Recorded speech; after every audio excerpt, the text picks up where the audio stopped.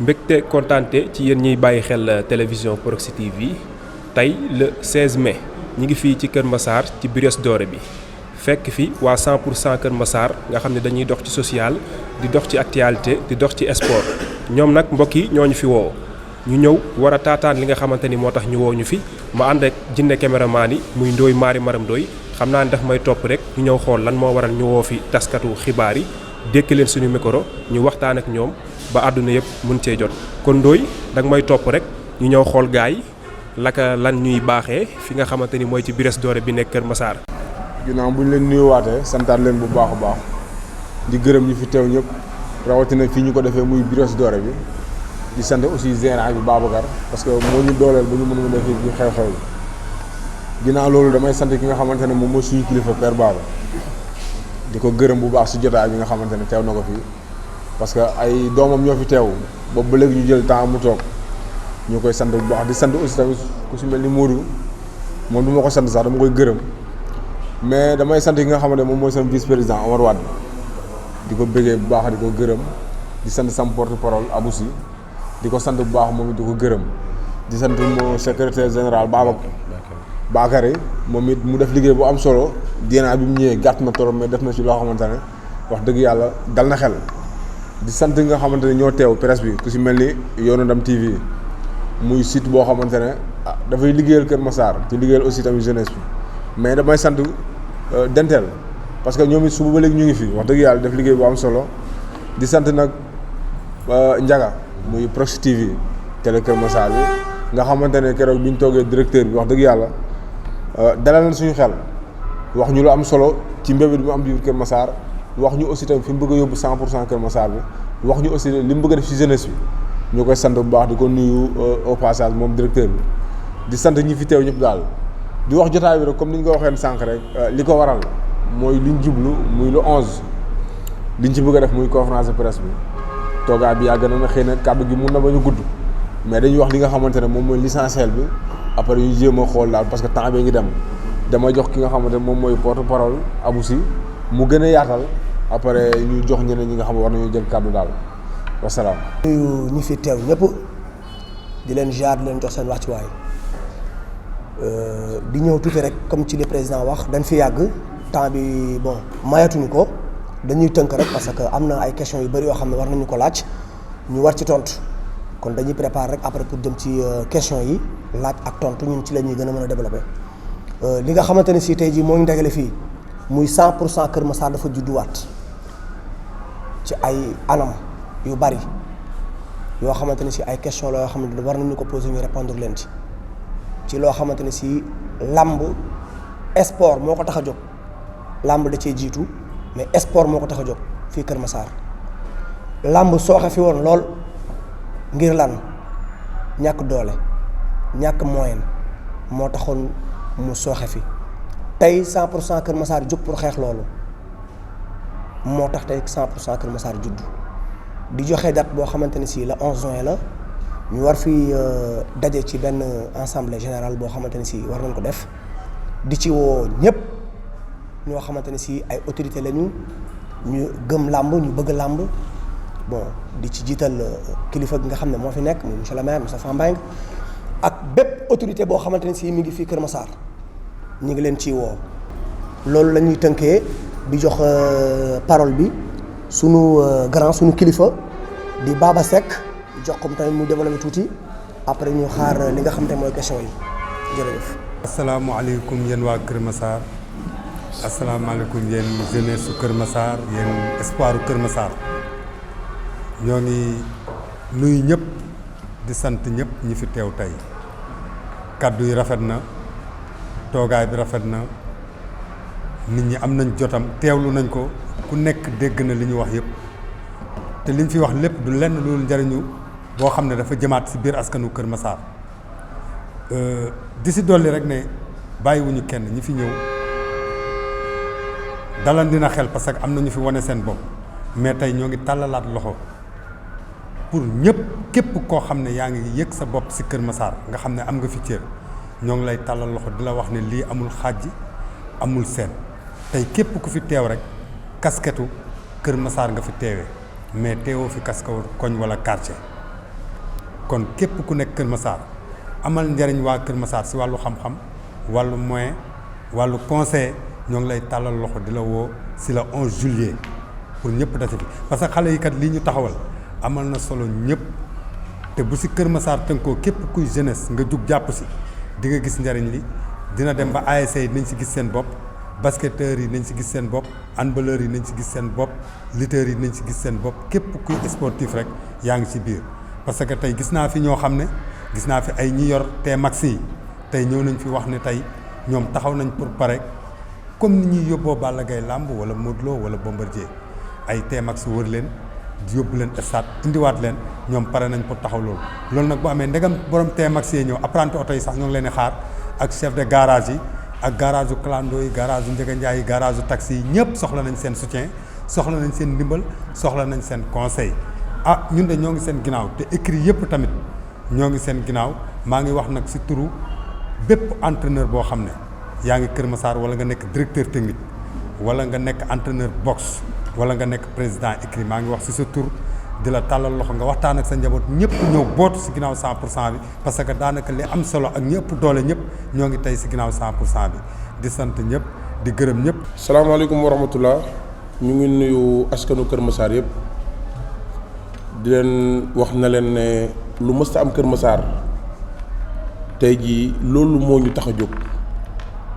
ndax bi ñuy dëkkee Kër Massar ba léegi mosuñoo gis mbooloo moo xam ne taxaw na Kër Massar pour taxawu doomu Kër Massar te ñun loolu dañ koy teg suñu bët looloo tax tey jii ñu fondé lii nii ñun waa Kër Massar dépassé nañ pour ñu ñuy naxati wala ñu ñuy wax loo xam ne nii ñuy topp ci ginnaaw kenn di daw loolu dépassé nañ ko dañoo ñëw pour Kër Massar pour liggéeyal Kër Massar ku bëgg a liggéey Kër Massar da ngay ñëw fekk si suñuy bëgg-bëgg nga ànd ak ñun nga liggéey Kër Massar ndax fi ñu bëgg a dem liggéey moo ñu fay yóbbu fi ñu bëgg a dem dëgg moo ñu fay yóbbu fi ñu bëgg a dem wax bu jub moo ñu fay yóbbu c'est yàllaaw dépassé nañu lii dépassé nañu laa nit mënta am lu raw 100% Kër Massar bii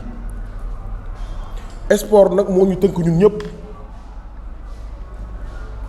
te fi ñu dëkk ci Kër Massar amul kenn koo xam ne nii tey jii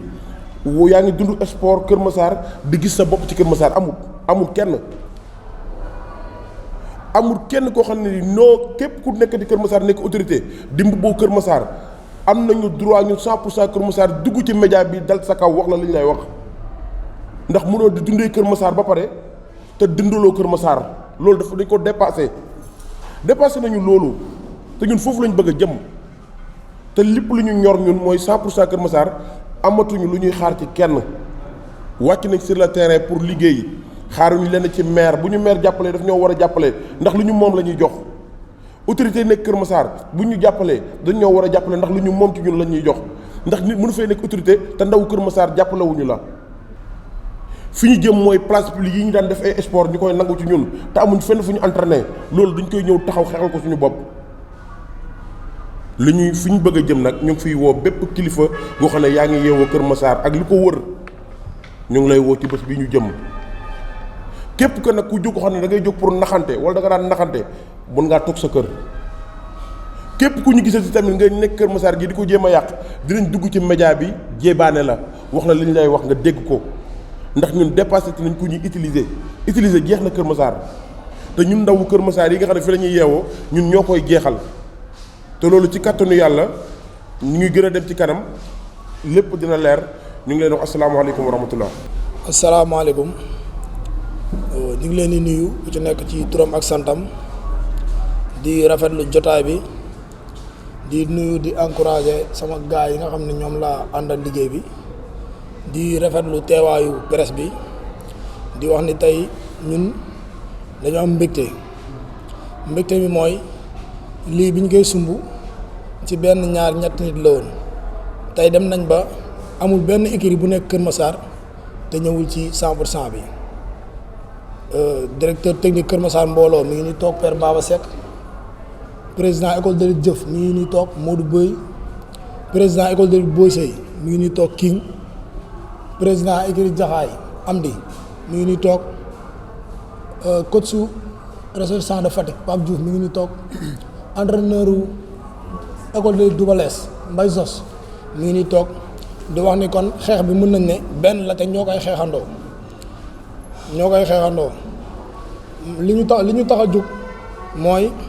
dañu gis làmb nekk affaire de gox ñu ciy dégg ñuy dégg gox yi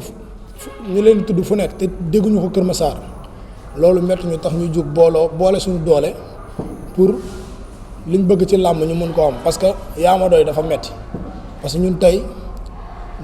maanaam ay nit dañu jël jiital ñu dénkuñu seen bopp kon ñun maanaam lépp luñ mën a def pour ñoom ñu gis seen bopp ci làmb rek dañ koy def lépp luñ xalaat ni buñ ko defee ñi ñu yor gis ci seen bopp dañ koy def parce que yaa ma doy dafa metti di wax ni nag dañu am lu ñu dëgmal di ko waaj muy le 11 juillet balaa ma ciy ñëw di wax ni semaine bi incha allah dañuy waaj pour bëgg chaque jour semaine bi yëpp dañuy dem benn écurie ñu ngi leen ciy woo yéen presse bi à partir de lundi au vendredi ci écurie yi nga xam tudd naa ko dañuy dem ànd ak presse bi jël leader bi gën a lancer 100% bi gën a lancer aussi bis bi nga xam ne moom la ñuy waaj mooy le 11 juillet mooy assemblée générale bi loolu nag ñu ngi ciy tàllal loxo autorités yi nekk Kër Massar parce que bay cawewu tànk lañ wax balaa ngay dàq kéwal mu jëm àll da nga koy dàq mu jëm kër bërki dem dama seetaan ambulance bu Thiès Xaadim Anta Seck seeti ko Kéwal Info mu ne moom li nga metti mooy day toog di seetaan télé di gis mbëru Dakar yi di gërëm autorité Thiès yi te ñoom duñ leen jàppale xeeb sa bopp weesuwul loolu nit balaa ngay maanaam mënoo yor sa kër xëy yeewu bàyyi woo fa dara génn na da ngay jaay mbaax wala ngay may ay teraanga ci àll bi loolu boo ko defee amul njëriñ di wax ne ñu ngi leen ci woo incha allah di lundi au vendredi lay doon ñu ngi ko war a def ànd ceeg 100% bi di wax ne aussi ñu ngi waaj assemblée générale bi incha allah le 11 juillet ñu ngi leen ci woo yéen presse bi bàyyiwuñ benn presse di ci woo autorités yi baax na jërëjëf. mbooloo bi li ko andi mooy 100% Kër Massar dañuy yor commune bi nga xamante ne nii nee nañ Dakar moom laaj moo fi gën a rëy moo ëpp sax yenn département yi nekk ci département Pikine dem ba tey ñu bëgg koo ba def département ñu am fi benn maire boo xaay nii bi mu faloo ba léegi 7 ans la 2015 ba léegi mosu fi si façonné benn écurie du kenn mun taxaw fii ni am naa combat dem mu jox ma dara ñu jóge ci benn feebar boo xamante ne nii mooy Covid 19 atum lëmm mbër yëpp laqatu toog diñ doon def yëpp yàqu état bu Sénégal génn ay millions yu bëree bëri wala ay milliards yu bëree bëri jox ko maire yi jox fépp pour ñu subventionner seen i nit ñu yor maire boo xamante ni daf ñu ñàkkal fayda ci mbir moomu doo ko ci dégg doo ko ci gis doo ko ci wax dara jël juróom benn masque am joxe ko toog jàpp njàmburam écrit ku am combat boo ñëwee ci moom jox la audience doo ko gis doo ko dégg mbir yi dem ba jeex ñu dégg ay fecckat dégg ay commune kenn ku ci nekk sa waa koñ la tiitaroo naan jàppale nga ñu yor maire boo xamante ni keroog bi ñu yàq osan yi ak bagage yi nekk Kër Massar su suñu doom di fi liggéey dafa dem làqatu kenn xamul fu mu nekk ma jàpp ne bu doon génn di toog fi nga xamante ne nii mooy ci ay jeunesse am lu mel noonu bu amee dina mën a génn ba nit ñi risque comme ni ñu Cheikh Bamba Fall te Medina muy sax boo xamante ne nii day mboolem ku di maire boo sañoon am li Bamba Fall am ñu bëgg nag alerte suñu maire Kër Massar xam ne li waa Medina mënoon nañ ko ndax xel bi ñu am lañ am jàng bi ñu jàng lañ am waaye nag dafa war a dugg ci biir askan bi xamante ak jeunesse am mais pas ñu fal la nga jënd kër feneen yor say 4x4 ut ay quelques nit ci nit ñi siiw ñi toog laa ko ci seen ginnaaw alerte boobu nag bokk nañ tax 100% Kër Massar juddu ndax sarax leen Ndonga Ndiaye ba mu tibb ak dooleem fa lañ toll bu fekkee booloo lañu jëluñu lu lewut jëluñu loo xamante ne nii du lu yoon 5 millions par an la war a doon 5 millions par an lañu subventionné service Kër Massar ASC yëpp ñu ay récépissé di def li état santaane di jël ay ndaw di leen bëriloo ñuy tekki di récupérer ci mbedd yi ay xale yoo xam ne fekkoon nañ leen amuñu lu ñu def ñu di leen former ba ñu nekk ay xale yoo xam ne ku ci màgg am nga liggéey bala nga nekk sportif te nit ki boo ko tàggatee ba mu nekk nit ku normal rek kooku sa fay kenn amu ko équipe bu nekk ka fa nekk boot lu mat ñaar fukk ba ñaar fukk juróom ci ay nit ba fanweer kenn ku ci nekk bu waxee tudd ko ñu nekk ay ambassade Kër Massar chaque week-end ñu yóbbu mbër mu bëri tokki plateau ne Kër Massar la jóge maire bi da ko ndamoo ci kaw buy dem di laaj budget ñu koy fadal plus de 1 milliard 200 1 milliard 300 budget boobu iñaan la ci jël 1% di ko jox dem Kër Massar yi nga xamante ni ñu ngi ci wàllu sport loolu la ñu def dafa dakk te yaakaar naa ni comme ni ko Demba Diop waxee léegi wax na responsable d'écurie yi nga xam ñoo fi ne donc soo xoolee ñoo ñëpp lañ bëgg nag mooy boole suñu doole pour am ay combats yi nga xam dañ koy def bokk na si le fait que tey les lutteurs yu fi nekk ñu manqué li ñu naan considération parce que ñoom kat ay doomu dëkk bi lañ am droit comme ñëpp di xeexal tey jii Kër Massar di représenter maintenant les couleurs massaroises. Donc il est temps que les autorités qui sont là ñëw jàppale leen accompagner leen ci combat yooyu noonu.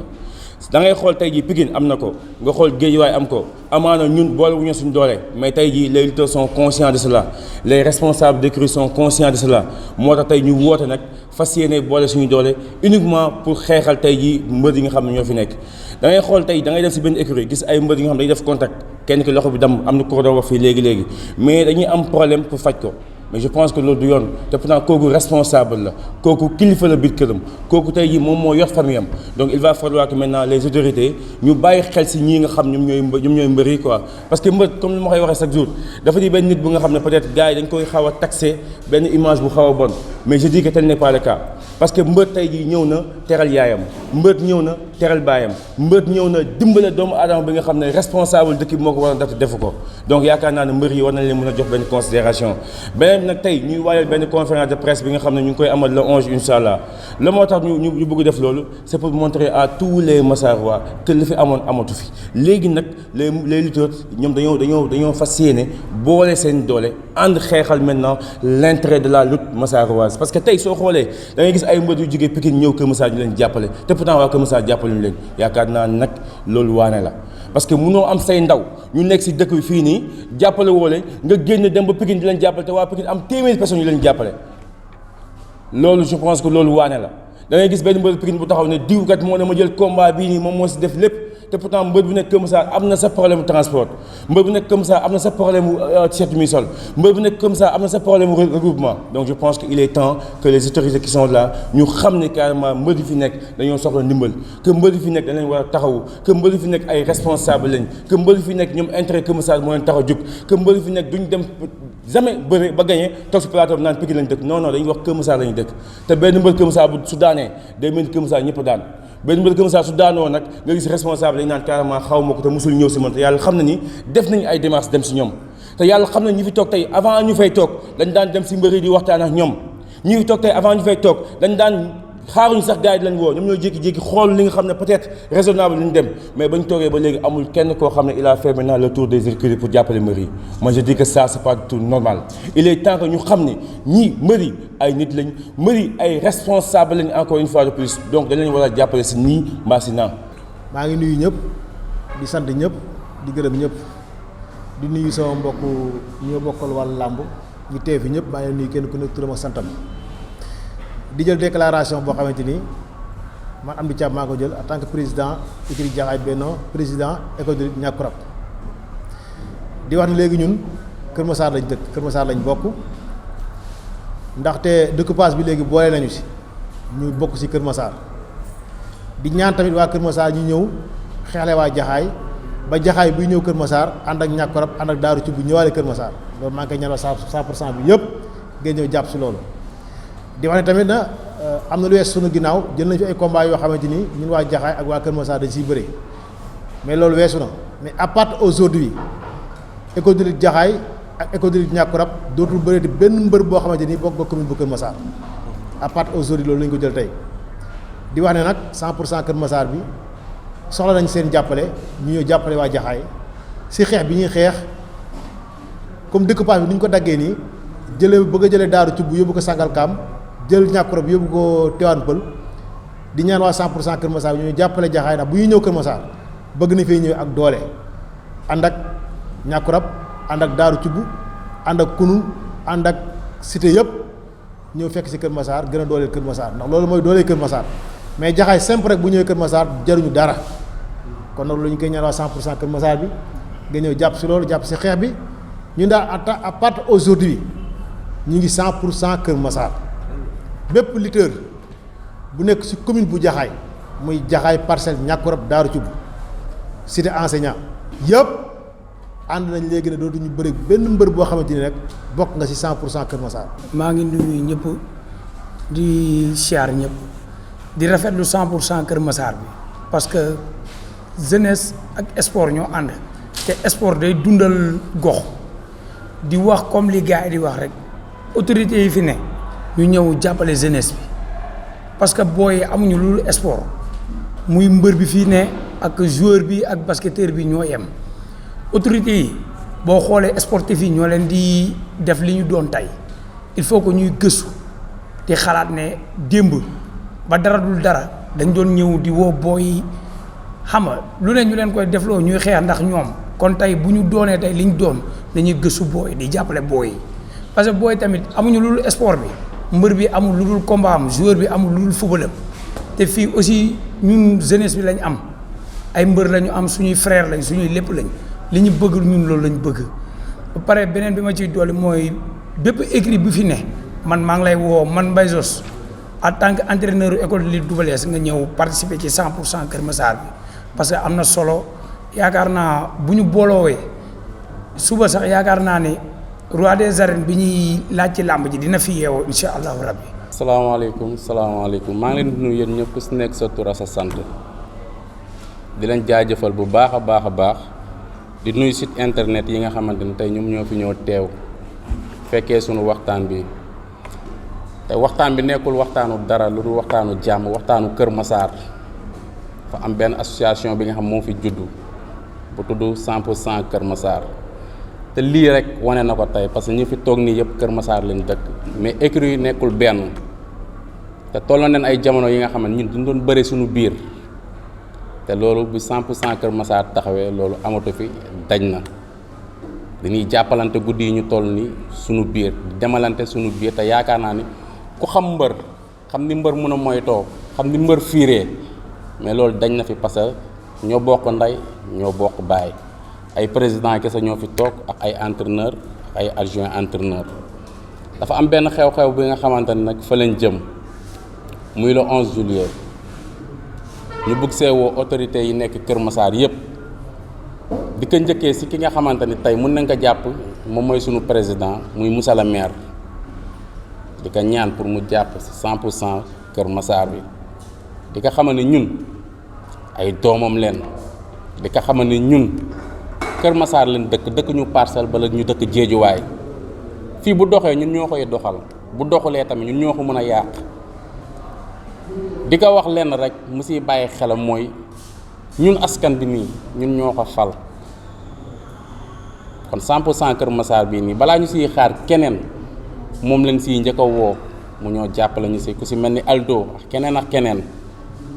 di leen xamal ni lii juddu na waaye juddu bi yëpp mooy mbër yi nekk fii nii Kër Massar dañoo bëgg ñu bokk ndey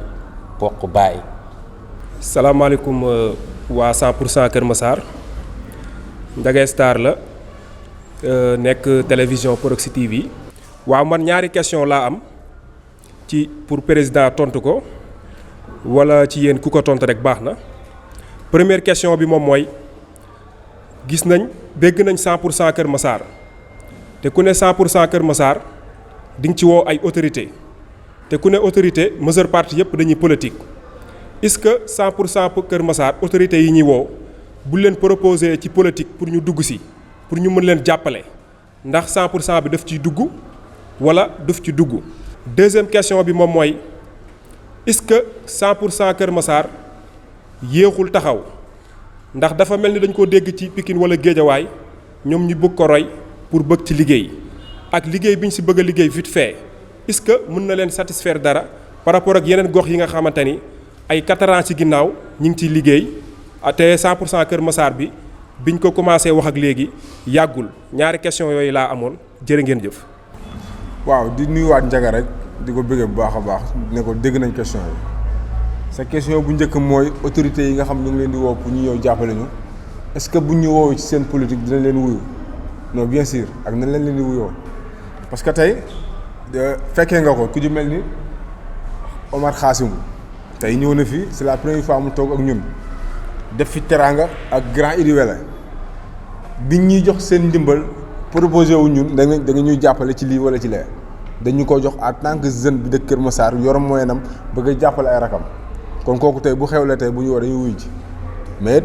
duñu ànd ak kenn ci politique duñ jël suñu carte di ko sànni kenn ku ci nekk nag bu la neexee boo summee mbubu 100% Kër Massar bi nga ànd ak ku la neex kooku yow la concerné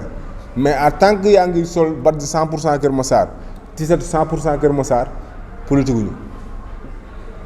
kon yaakaar naa côté boobu fa laay tontoo bi ci topp mooy est-ce que yéexul commencé mais ana ñi ko fi njëkkoon commencé yaakaar naa tas nañ kon amul njëriñ yéex nag yéexul li ci am solo mooy nga xam fi nga koy teg xam aussi la nga cay doxal bañ aussi par parloo parce que 100% yu bëree bëri li ko yàq mooy jiital benn nit loolu moo yàq 100% yu bëri ëpp ci bañ a waxante dëgg te lu yaakaar naa ne loolu dinañ ci jël matuwaay boo xamante ne du ñu dal parce que Kër Massar comme li gars yi wax rek amul mbër boo xamante ne yaa ngi fiy feeku 1 million ba 2 millions amagu fi te ku ci nekk ci écurie yi nga xamante ne boot nañ ci 100% bi tàgg nga sa mbër tàggat goo xamante ne yaakaar nga ne ki ci dem bay feeku 1 million it heure boo ko ne toogal mu toog boo ko ne dem mu dem kon yaakaar naa 100% bi am nañ yaakaar ak gëm-gëm ne fi mu bëggee egg na fa egg. salaamaaleykum sama mbokk yi toog fii yëpp di ñu sama mbokk journaliste yi ñu la waa Sib Yoonu Dem TV ñooy présenté émission gëstu làmb ñaari question rek nay laaj waa Kër Massar da ngeen def 100% ndax boo leen tëggee mbapat fii ndax mbëri dañuy bëri seen biir ñoom ñi nga naan 100% war duñ bëre. deuxième question bi ma koy laaj Mbaye Jos dañ gis depuis boobu léegi saa kees combat am taxaw na te gisuñu ko mu ñëw fii Kër ma écurie Double Less entraînement fi. maa ngi lay toll sa question bi lu simple rek te gàtt mbapat moom mooy tax mbëru Kër Massar nekk ay mbëru arène ay nit bu ñu dëkkandoo seen togg dañuy xeeñante mais bu ñu soriwante bu ñu demee fenn fa nga xam fa la ñuy njemboo fa la ñuy wane seen bopp foofu duñ fa laale maanaam ni ma la ko mën leer ci olof soo dëkkee ak nit ci benn réew man ngeen a rombante du ngeen nuyoonte su ngeen dajee à l'étranger foofu sénégalais la doon quoi foofu ñëppay nekk ay gaynde comprendre nga fii ci Kër Massar fi la ñuy formé suñuy mbër dañuy daje suñu biir mais bu ñu duggee ci biir championnat bi ñëpp di indi Kër Massar soxlaatuñu muy ñu daje foofu quoi kon mbapat bi dinañ daje ba doon liñ doon dem arène mais suñ demee arène foofu dóor moo fa am nangu nañu bëre fo mais duñ bëre di gaañante suñu biir ñun waa Kër Massar. loolu dinaa ci sawar a tontu depuis que combat bi taxaw ba tey gisagu leen mu ñëw fi entraînement du ci moom xëy na ñun boobu ba tey débuté wuñu woon mais mbëri ñu ngi doon entraîné maanaam. équipe bi entier commencé guñu woon entraîner quoi mais mbëri ñu ngi doon entraîner ñu ngi doon déggante ci lépp aussi ñu ngi waaj di woo tamit waa Kër Massar ñëpp ñu ñëw jàpp ci combat bi parce que combat bi am na lu ñu jaral quoi làmbu Kër Massar la di dolliwaat di leen ko wax di wax ne waa Kër Massar ñu xam ne Sa Thiès seen doom la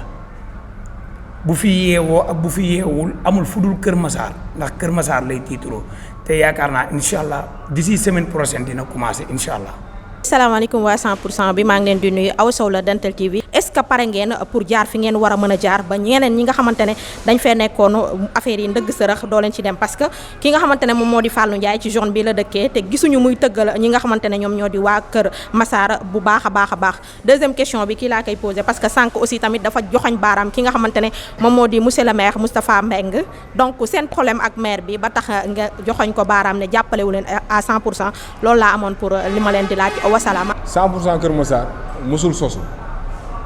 c'est la première fois mu sosu xëy na sànq da ngaa déggul di grand baaw kii wax amul dañ la ne boo déggee mu la 100% Kër Massar mu ngi doog a taxawaat parce que responsable yi fi daje wuñu woon bi ñuy doog a déclaré ne 100% Kër Massar taxaw